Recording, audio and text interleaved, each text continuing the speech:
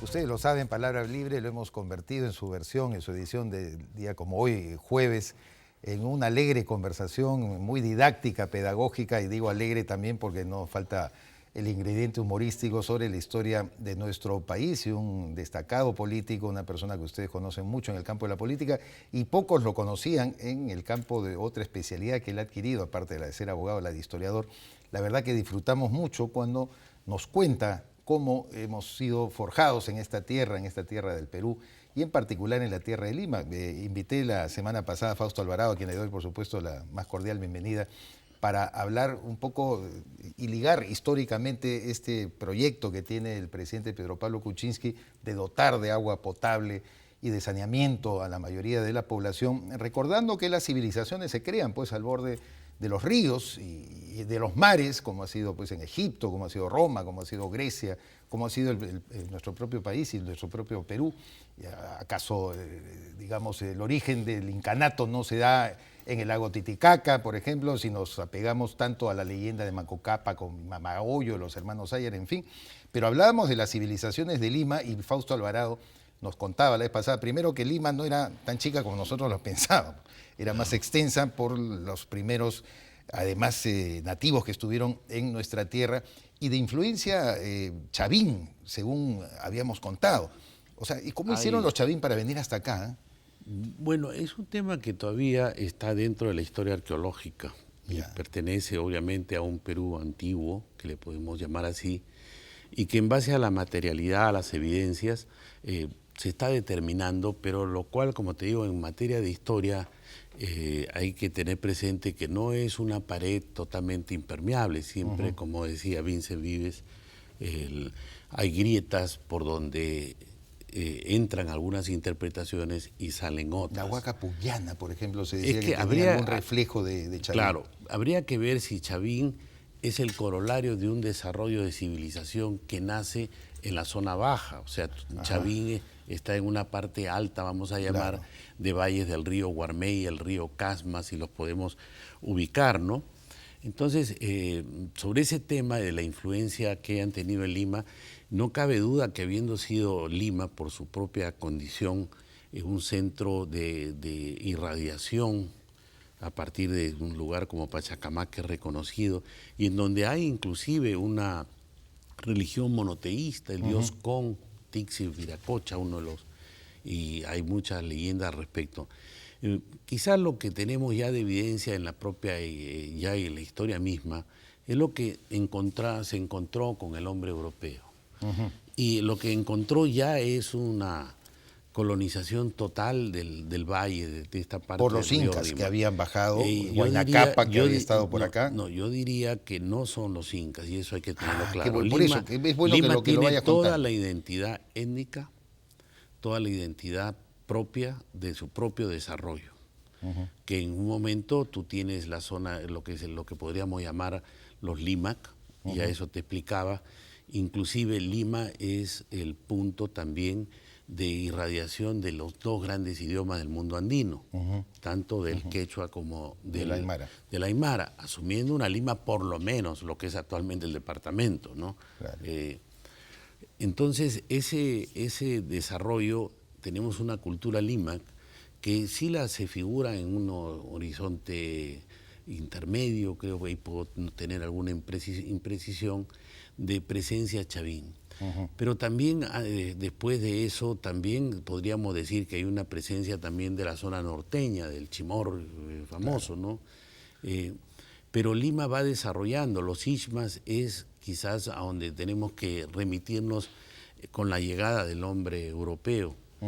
Y los incas es un periodo muy corto en Lima, que hay que hacerle nuevas interpretaciones, porque hasta donde hay alguna evidencia, Lima jamás tributó al Cusco, sino que tenemos hecho una historia cuscocentrista. Claro. Y una Lima que un reduccionismo a Lima a lo que fue la fundación de los reyes, que como explicamos la vez pasada, Lima jamás ha sido fundada. Así es. O sea, lo que se fundó fue en el pueblo de Lima, los reyes, la ciudad de los reyes, porque si no es hacerle perder a Lima el carácter milenario que tiene. Entonces, ¿dónde está la Lima milenaria si lo circunscribimos a los últimos 500 años? Yo creo que ojalá que el próximo 18 de enero, cada 18 de enero yo salgo con este tema, de precisar que la fundación es de una ciudad dentro de la comarca de Lima, y que Lima tiene un carácter milenario, fueron agrourbes, es lo que se llama, con asentamientos en determinados lugares, Armatambo, Limatambo, lo que se encontró. Y que habían creado los canales, porque vamos a abordar después eso, ¿no? Porque tenemos las tres cuencas, Chillón, Lurín, Rímac, al centro, pero los canales tipo Guatica, Surco, que habían creado señoríos también alrededor, claro, ¿no es se cierto? forman señoríos. Mira, y podemos ir más allá, porque para poder desarrollar y crear y construir los canales se necesita obra pública. Claro. Tanto para su diseño, para su perfil de ingeniería, porque no puedes tomar cualquier lugar del río y abrir una zanja y que corra, sino que requieres tú de gente profesional que conozca de cotas, de niveles y de hidráulica en el fondo, de conducción de aguas, para establecerlo. ¿Y quiénes fueron esos creadores? Quiero concluir en lo siguiente, que además de eso tú vas a necesitar que una vez que tienes el agua, también se van a generar tierras valiosas en la medida que tienes el agua. Eso significa una adjudicación de la propiedad, sea comunal o sea individual. Pero también vas a tener otra cuestión, que hay que hacer respetar eso. Y vas a tener otra, que hay que organizarse para poder descolmatar y mantener siempre no solamente dos cosas. No solamente la distribución, sino el control, porque si no cualquiera abre su compuerta y se va llevando. Y eso ya es Estado. Entonces nunca hemos hablado que Lima ha tenido un Estado. Quizá no pegamos, como dice Pichman, no se trata de pensar que el Estado es tal como hoy día lo concebimos. Exacto. Y queremos como tal encontrar todos esos elementos hace 500, 600 o 1000 años atrás. Sus características son totalmente distintas. Así es. Entonces, esto te da la idea que hay la formación de un Estado dentro de Lima, lo cual no escuchamos voces, por lo menos en la sonoridad de vida, que así lo diga, pero sí escuchamos Estado Inca. Entonces, vamos poniéndolo, hay que sentirnos también como limeños para levantar lo que es los ancestros propios de Lima. Y esto yéndonos al tema de los canales, y es interesante, yo te ofrezco que la próxima semana vamos a estar con una persona que ha desarrollado muy fuerte ese trabajo, que ha sido el doctor Fernando Flores. Ya, pero ¿cómo visualizaron? Adelántanos eso, ¿cómo se visualizó la necesidad de los canales? Porque si no se dominan suelos y aguas, no puedes aprovechar las tierras, de nada te sirven, son eriazas por mucha agua o por poca agua.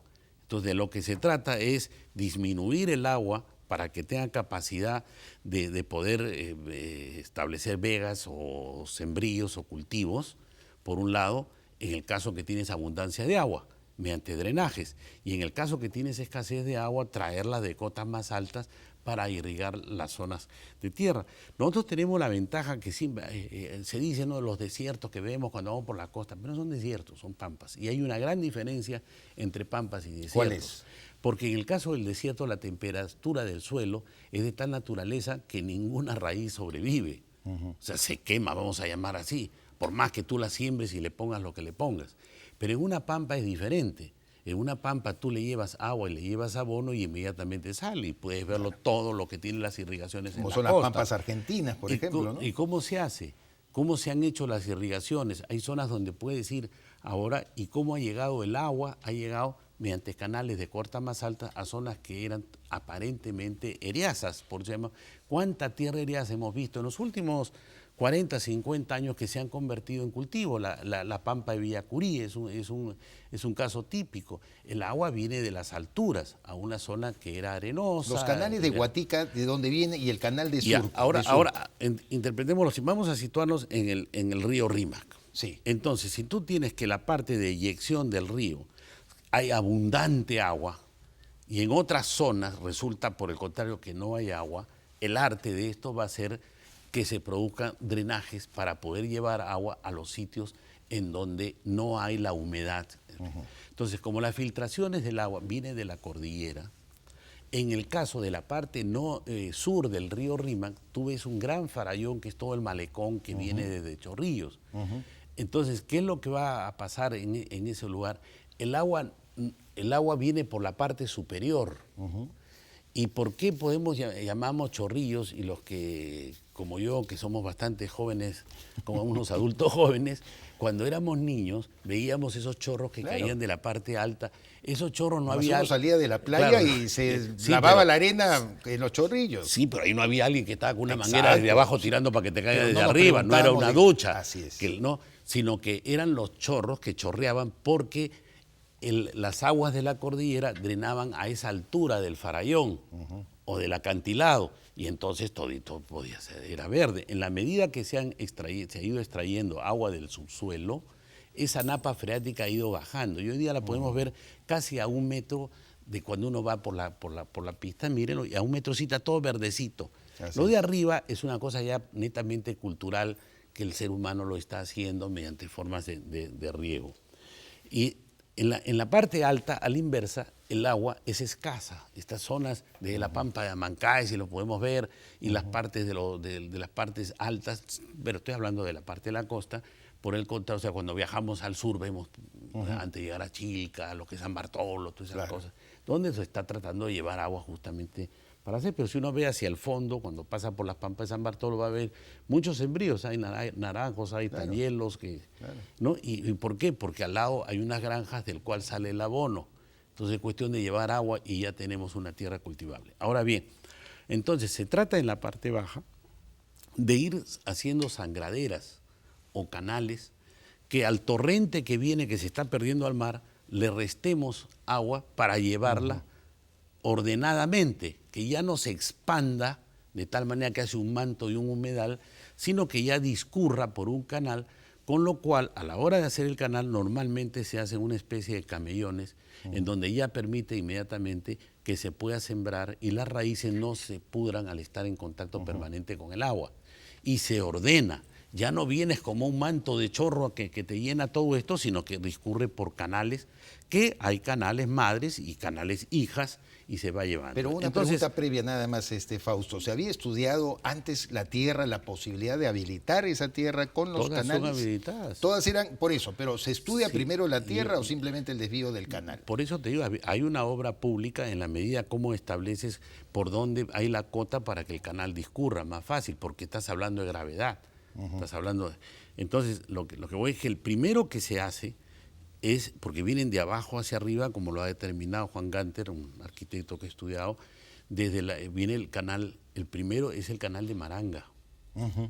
Claro. ¿No? Y el canal de Maranga, él nace donde era Polvos Azul, donde hoy día es la parte de atrás de Palacio de Gobierno. La Alameda Chabuca Grande, claro. Específico, donde está el convento de Santo Tomás de Aquino, sale de ahí hay una sangradera del río, porque el río justo termina en una curva, ¿no?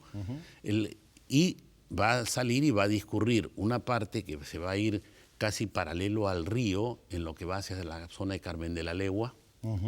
Otra parte va a salir en dirección hacia el oeste, pero ya un poco abierto, si lo podemos ver, que se va a ir justamente hacia un cruce que puede estar entre la avenida, pasando previamente por Monserrate, va a ir bajando y va a pasar por el cruce de Tingo María con Colonial, que la avenida Benavides, ese nombre de Colonial también, esa avenida hay que sacarla,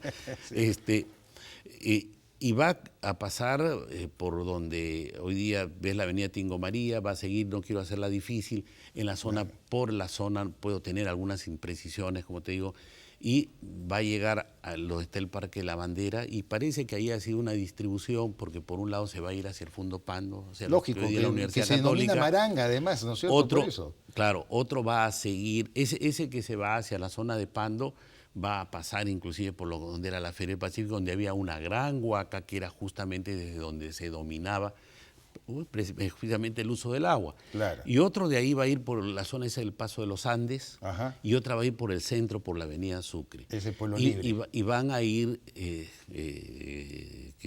dando de beber a todo el sitio. Entonces hay un ordenamiento. Y van a terminar donde hoy día vemos la bajada misma al final de la avenida Sucre y lógico. Por ahí. Esas bajadas hasta cierto punto han tenido ya un cauce natural de desfogue. Hay otras que ya en el camino se iba diluyendo y prácticamente eran chorrillos los que caían al mar. Entonces, el de Huatica, después viene otro más arriba. La parte norte es mayormente regada por puquiales que después se vuelven acequias. Subiendo vamos a tener el canal que ha sido quizás el más emblemático de Lima, que es Huatica. Y Huatica empieza por donde está la Plaza Francia, perdón, la Plaza Italia. Detrás del Ministerio de la Fiscalía de la Nación ahora. No, Claro. más atrás. Más atrás, o por sea, eso. donde está la Plaza Francia. Correcto. Hay una zona, no sé si se llama Martinete, puede ser, puedo tener un error ahí. Y ese es el canal que va a pasar por prolongación Iquitos para hacerla más rápido el tema. Va a seguir y va a terminar irrigando hasta la zona, inclusive que va llegando hasta el mar.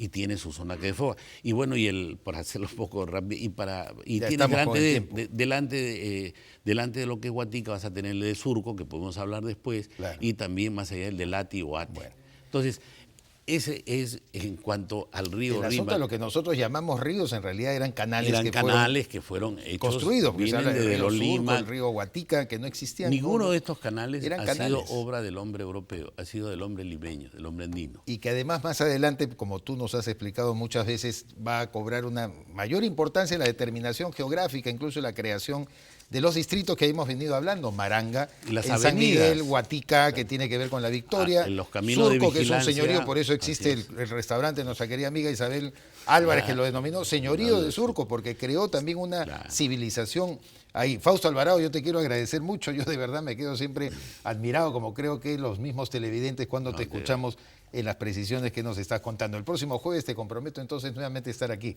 en Palabra Libre. Muchas gracias. Bien. Eso ha sido todo por hoy, amigas y amigos. Los esperamos como siempre mañana a partir de las 11 de la noche.